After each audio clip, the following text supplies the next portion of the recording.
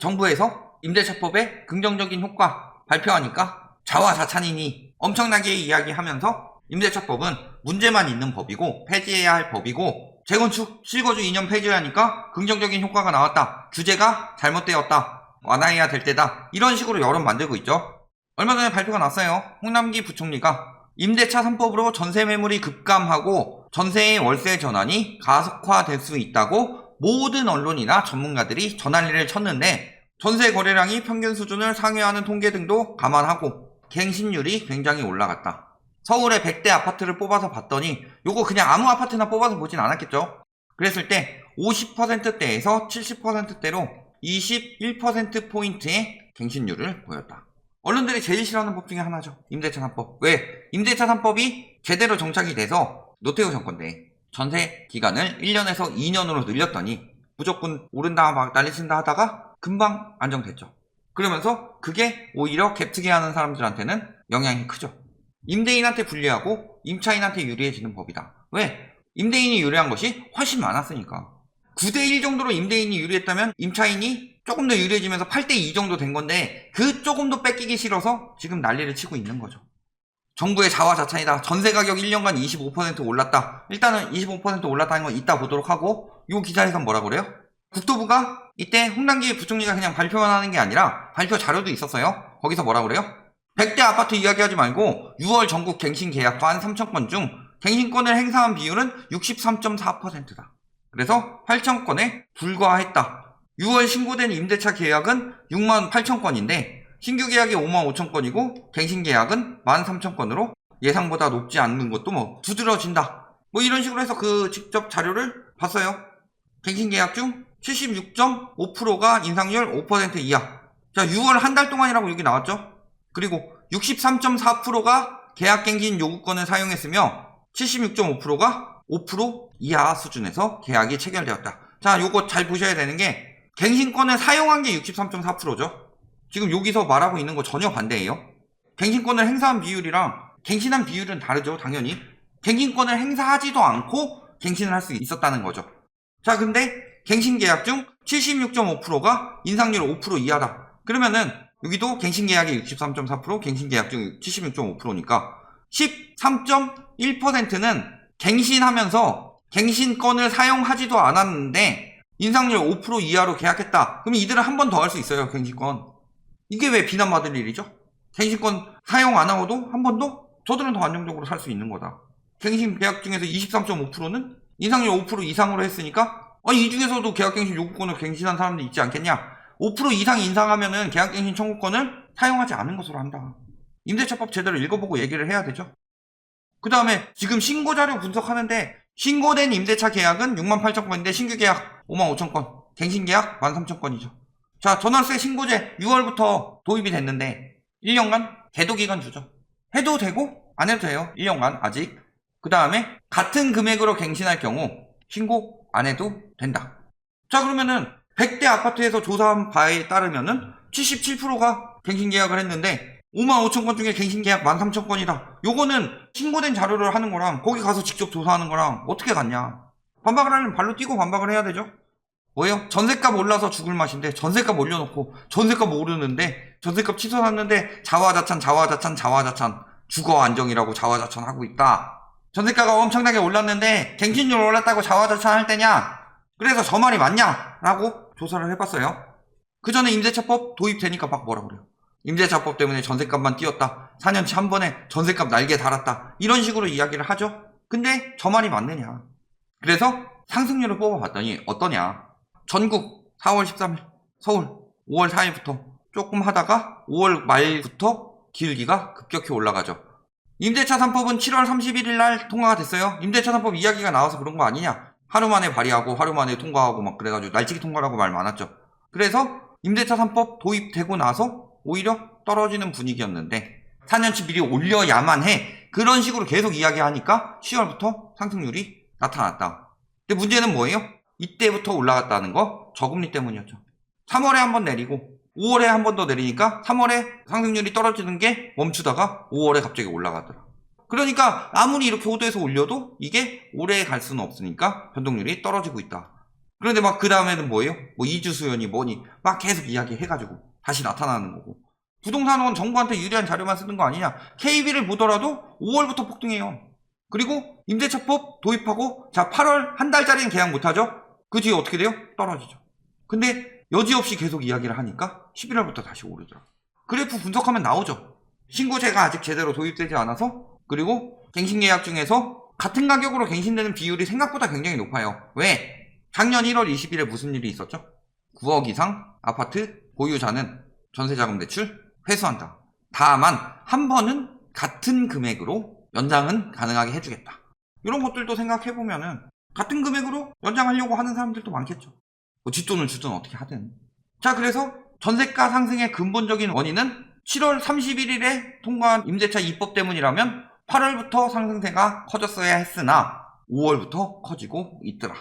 즉 임대차법 때문에 전세가 폭등이 일어났다라고 단정짓기에는 그래프가 그렇게 말해주고 있지 않다. 또 언론들의 행태를 보더라도 그렇지 않죠. 자, 만약 호가가 엄청나게 올라갔고 임대차법 때문에 그 전에는 그렇지 않았는데 그랬다면 모를까. 근데 그 전에 언론들의 행태 어땠어요? 7월 1일입니다. 임대차법 시행되기 전이죠. 그러니까 뭐 때문에 올렸대요? 6.17 대책 이후 치솟는 수도권 전세값, 전세 대란 우려가 되고 있다. 6.17 대책 때문이다.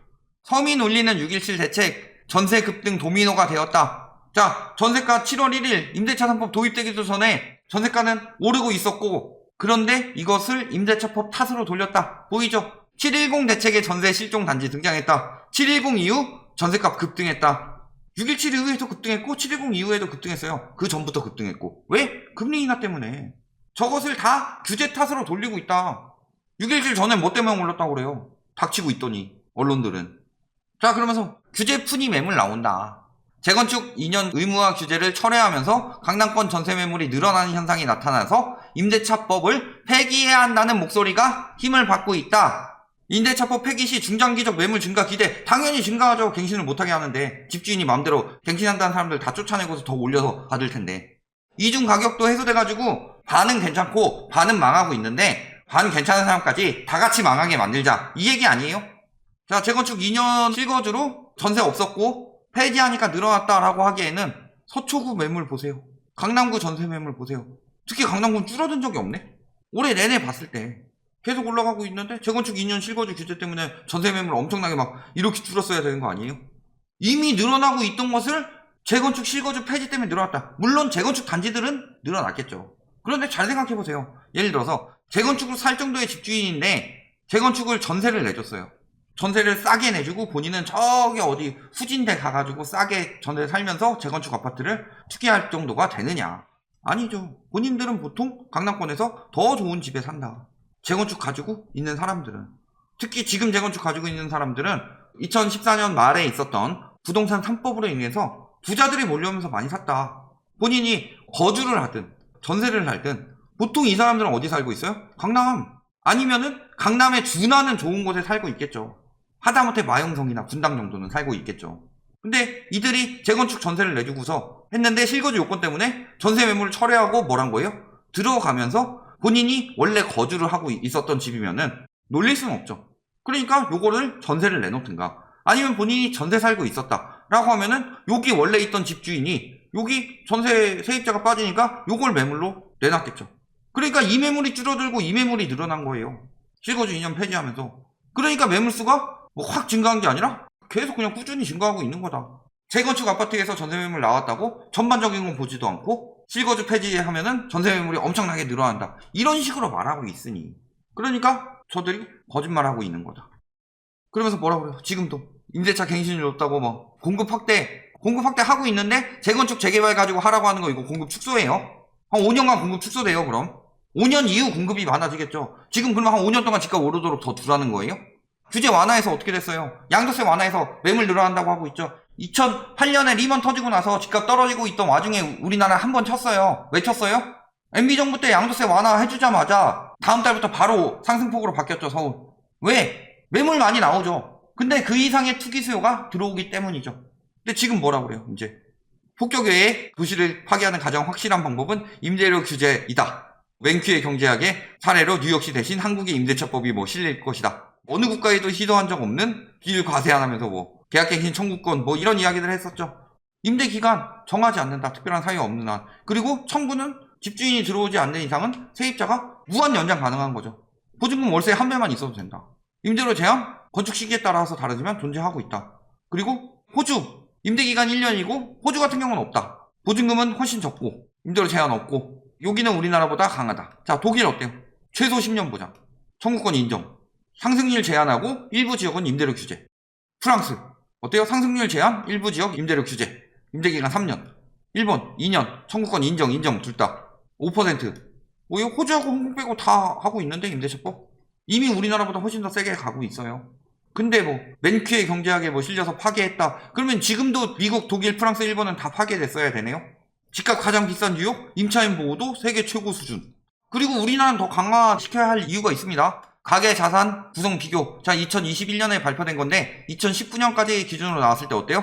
한국이 비금융 자산의 비중이 다른 나라들은 금융 자산의 비중이 높은 것에 비해서 호주 제외하고요. 한국이 호주보다도 높죠? 비금융 자산의 비중이 엄청나게 높다. 자, 또 다른 자료 볼까요? 2018년이죠. 주목해야 할 것. 거주주택 비중은 이 정도인데 거주주택 외 부동산 비중이 다른 나라에 비해서 우리나라가 압도적으로 높다. 이렇게 되는 이유는 전세 제도 때문이죠. 왜? 외국 같으면은 집을 사서 월세를 놓기 때문에 돈을 빌려가지고 수익률을 만들어야 되죠. 근데 우리나라 같은 경우는 어때요? 전세가 있으니까 남의 돈 끼고 내 돈 조금만 해서 갭 투기가 가능하니까 살지도 않는 집을 엄청나게 사들인다. 그래서 공급이 부족해서 그렇다 하지만 공급은 많았는데 신규 분양되는 아파트를 특히 집값 상승 시기에 2주택과 3주택 이상 비율이 엄청나게 증가했다. 특히 상승 시기일수록 더 심각했다. 갭 투기 많이 들어갔으니까. 매매 거래 회전율 일본 10배래요. 이게 뭐예요? 그만큼 투기 수요가 많다는 거예요. 공급 부족이 아니라 수요 과다다.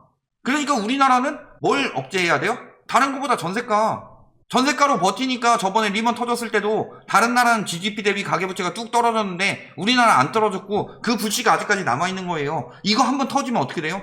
터지고 나면은 전세도 안 들어가려고 하죠. 왜? 집주인이 다 전세한테 떠넘기고 파산하고 덤터기는 보증보험 가입도 안 되는 전세입자들이 그대로 뒤집었을 텐데.